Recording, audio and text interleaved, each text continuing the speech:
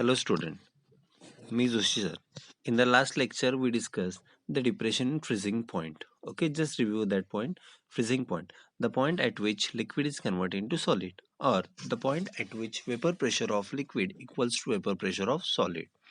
Okay, the freezing point of solid is denoted by the freezing point of solvent is denoted by T0F, and the freezing point of solution is denoted by TF.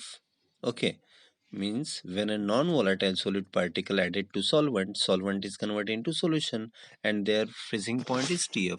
So always the freezing point of solvent is greater than solution, so the difference between that is considered as delta TB, delta TF, that is the cryoscopic constant. So the definition, hence depression in the freezing point is the difference between the freezing point of solvent and solution. Then we discuss the consequences of the vapor pressure lowering. In that we draw three curve AB, CD and EF. This represent the vapor pressure of appropriate solid solvent, liquid solvent and solution.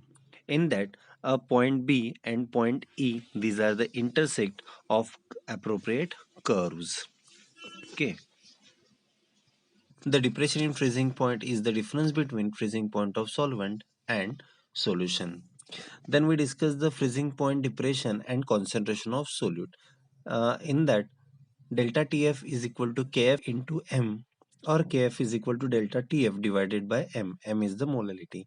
So the cryoscopic constant is the depression in freezing point produced by 1 molar solution of non-volatile solute. Okay, हा फक्त point कालच्या याच्यात राहिलेला होता. The relation between depression in freezing point and molecular mass of the solute. Okay, see, according to depression in freezing point, delta TF is equal to KF into M, where M is the molality. This molality is nothing but the number of moles of solute dissolved in mass of solvent, ज्याला आपण W2 by M2 ने represent करतोय. So delta TF is equal to KF into W2 divided by M2 divided by W1. So delta TF is equal to KF W2 divided by M2 into W1. These all terms are considered in kilogram. If these all terms considered in gram, then we have to multiply by the 1000. So delta TF is equal to 1000 KF W2 divided by M2 into W1. Okay. See, तोच point इथे आपल्याला दिसतोय.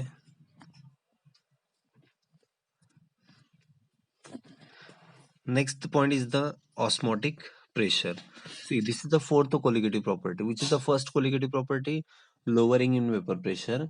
Second, elevation in boiling point. Third, depression in freezing point. And fourth, the osmotic pressure.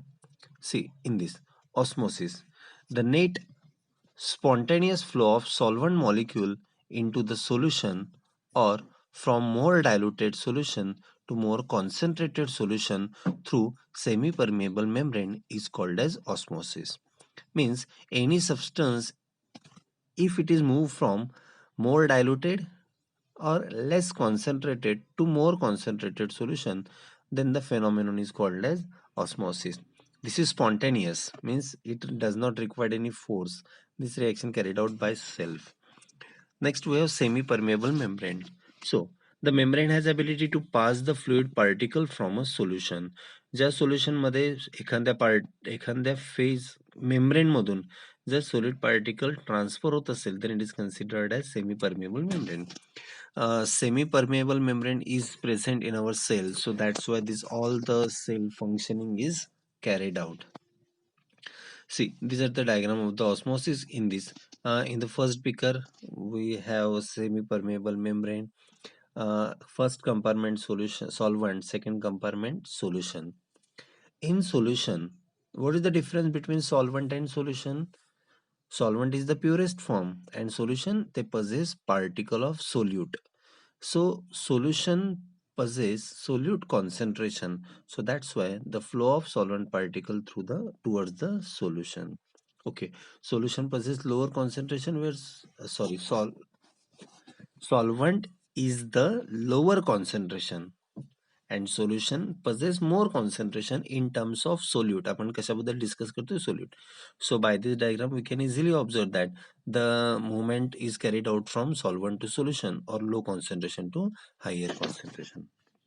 Okay, now our main point is the osmotic pressure. See, the pressure exerted by solute from solution on semi-permeable membrane. The pressure exerted by solute from solution on semi-permeable membrane to prevent the entry of solvent is called as osmotic pressure. See, in this diagram, the particle flow, the liquid flow from solvent to solution. Okay, आता solution मध्ये काय काय आहे? काही solute आहे आणि solvent आहे. मग हे सोल्यूट पार्टिकल कोणावर फोर्स अप्लाय करणार? सेमी परमेबल मेम्ब्रेनवर, आणि सॉल्व्हंटची एंट्री स्टॉप करणार. That phenomenon is called as osmotic pressure. So hence the pressure exerted by solute from solution on semi-permeable membrane to prevent the entry of solvent is called osmotic pressure. Okay, now depending upon the osmosis we have three types of solution. Number one, isotonic. Number two, hypotonic. And number three, hypertonic. When two or more solution having same osmotic pressure, then they are said to be isotonic. ज्यामध्ये no net movement of solvent or molecules takes place from one side to another side. कारण की दोन्हीही solventचं concentration कसं असणार आहे? Same असणार आहे. Okay. Second is hypertonic. In that one solution possesses higher concentration than other. Where hypotonic, one solution possesses lower concentration than the other. Okay. Example, 3 molar urea and 3 molar sucrose. हे कसे असणार आहे? Isotonic. बघा आता या ठिकाणी urea आणि सुक्रोजचं मास discuss करण्याची गरज नाही. Okay, 3 molar urea and 3 molar sucrose are isotonic with each other, means both possess similar concentration. Second example, blood is isotonic with 0.16 molar NaCl. So take an example, for a patient a saline is applied. Okay, and saline is given intravenous. म्हणजे saline आपण बघतो ना की directly when मध्ये add करतात. Okay, means that dextrose is directly mixed with the blood, so they both are isotonic with each other. Third, 3 molar urea and 2 molar sucrose. Obviously 3 molar urea is hypertonic, where 2 molar sucrose is hypotonic for that. Okay, these are the example for that. Now the osmotic pressure is governed by following laws. We have some laws which deals the osmotic pressure, and it is well explained by scientist Van 't Hoff. So it is considered as Van 't Hoff laws. So first is the Van 't Hoff Boyle's laws. Okay, what is Van 't Hoff Boyle's law? At constant temperature, osmotic pressure of dilute solution is directly proportional to its molar concentration or inversely proportional to the volume. Okay, that is osmotic pressure is directly proportional to concentration, or osmotic pressure is inversely proportional to volume. In this, osmotic pressure is represented by pi. Okay, so in the first half, pi is directly proportional to c. Remove the proportionality sign. Pi is equal to constant into c. So pi by c is equal to constant. So that is the c. याचे example आपण define करू शकतो. समजा 100 divided by 10, answer is 10. 20 divided by 2, answer is 10. 10 divided by 1, answer is 10. म्हणजे value जर change केलाय पण answer same राहत असेल, याला आपण कॉन्स्टंट डिफाइन करतोय. मग 100 by 10, 20 by 2, 10 by 1, these are the variables, so which is represented by pi 1 by c1 is equal to pi 2 by c2. In the another half, osmotic pressure is inversely proportional to volume, that is pi inversely proportional to volume. So pi is equal to constant divided by volume, that is pi v is equal to constant. Again we can write pi 1 v1 is equal to pi 2 v2 and remaining all. Okay, so what is the Boyle's law? At constant temperature, the osmotic pressure is directly proportional to its molar concentration and inversely proportional to the volume. Okay, and another is the Van 't Hoff Charles law. See what Charles law states: at constant concentration, the osmotic pressure is directly proportional to absolute temperature. So according to this, pi is directly proportional to T, remove the proportionality sign and add is equal to constant. So pi by t is equal to constant. We can write pi 1 by t1 is equal to pi 2 by t2. Then third is the Van 't Hoff general solution equation. Okay. See, the Van 't Hoff general solution equation, it is a combination of Van 't Hoff Boyle's law and Charles law. See, what is Van 't Hoff Boyle's law? Osmotic pressure inversely proportional to volume. What is Charles law? Osmotic pressure directly proportional to temperature. So pi directly proportional to sine T by V. So replace that directly proportional sign and make is equal to constant. Shift V, so pi V is equal to KT, where constant is equal to K is equal to R, so pi V is equal to RT. If the same is carried out for n number of moles, if this law is studied for n number of mole, then we have pi V is equal to nRT, n number of mole. So shift to V, pi is equal to n by VRT. Now n by V, that is number of moles per volume, it is defined as a concentration, where molarity or molality. So supposed to be molarity, not molality, because molarity number of moles dissolved in liter of solution. So we have pi is equal to CRT. This is the general solution equation. Now, the relation between the osmotic pressure and molecular mass of the solid. This is the important part of all these osmotic pressures. All these colligative property. That is the relation between lowering vapor pressure with molecular mass of solid, elevation in boiling point with molecular mass of solid, depression in freezing point with molecular mass of solid. Now here, osmotic pressure and molecular mass of the solid. So, according to the general solution equation, we have pi v is equal to nRT, where this n is the number of mole, that is mass divided by molar mass, which is represented by W2 divided by M2.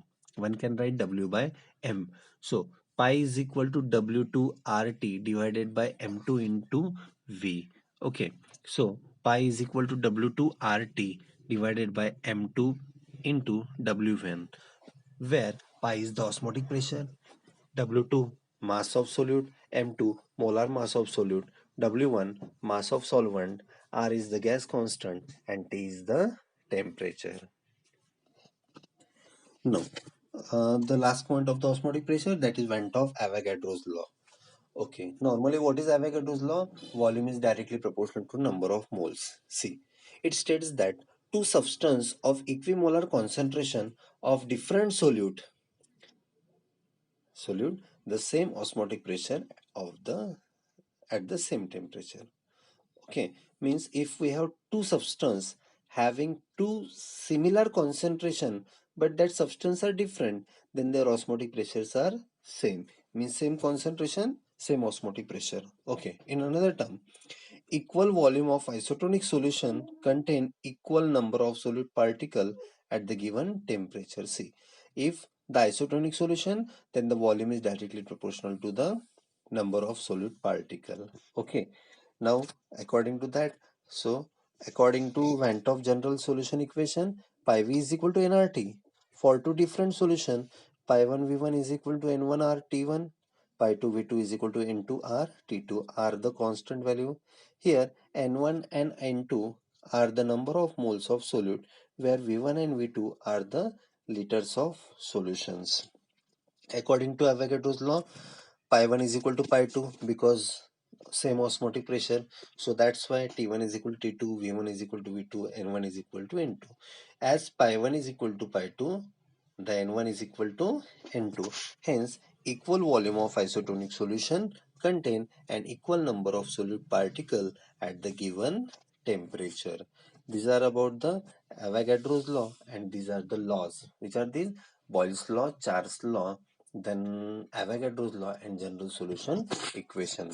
This is the small brief about the osmotic pressure. Now these are the colligative property. In the next lecture we discuss abnormal colligative property. Okay, thank you.